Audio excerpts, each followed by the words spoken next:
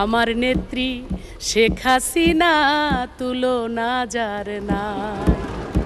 এতদিন আত্মগোপনে লুকিয়ে থাকার পর অবশেষে গ্রেফতার হয়েছেন বুকটা ফাইটা যায় খ্যাত জনপ্রিয় কণ্ঠশিল্পী ও মানিকগঞ্জ ২ আসনের সাবেক সংসদ সদস্য মমতাজ বেগম।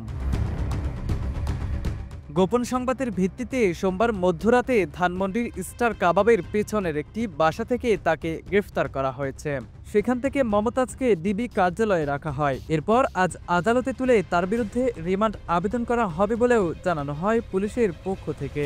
এসব তথ্য নিশ্চিত করেছেন ডিএমপির মিডিয়া ও জনসংযোগ বিভাগের উপকমিশনার মোহাম্মদ তালেবুর রহমান। তিনি জানান, রাজধানীর ধানমন্ডির স্টার কাবাবের পেছনের একটি বাসায় আত্মগোপনে ছিলেন মমতাজ বেগম। সেখান থেকেই অভিযান চালিয়ে সোমবার তাকে গ্রেফতার করা হয়। তার বিরুদ্ধে হত্যাসহ একাধিক মামলা রয়েছে বলেও জানা গেছে।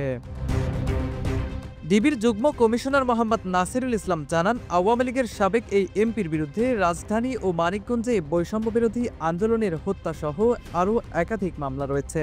দ্বাদশ জাতীয় সংসদ নির্বাচনে মানিকগঞ্জ ২ আসনে আওয়ামী লীগ মনোনীত প্রার্থী ছিলেন মমতাজ বেগম। টানা তৃতীয়বারের মতো নৌকার মাঝি হিসেবে টিকিট পান তিনি। তবে নিজ দলের স্বতন্ত্র প্রার্থী দেওয়ান জাহিদ আহমেদ টুলুর কাছে নির্বাচনে পরাজিত হলেও সিংগাইর উপজেলা আওয়ামী লীগের সভাপতির দায়িত্ব পালন করে আসছিলেন এই কণ্ঠশিল্পী।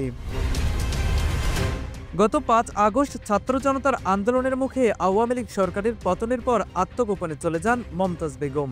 এর আগে ২০০৯ সালে সংরক্ষিত নারী আসনের মধ্য দিয়ে সংসদে যাওয়ার সুযোগ পান তিনি।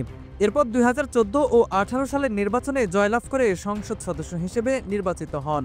এরপর সংসদের অধিবেশন চলাকালে পতিত আওয়ামী সরকারের পক্ষে গান গেয়ে আলোচনার সমালোচনার জন্মও দিয়েছিলেন এই মমতাজ বেগম। সামিউল আলিম, পুন্ড্র টিভি নিউজ ডেস্ক।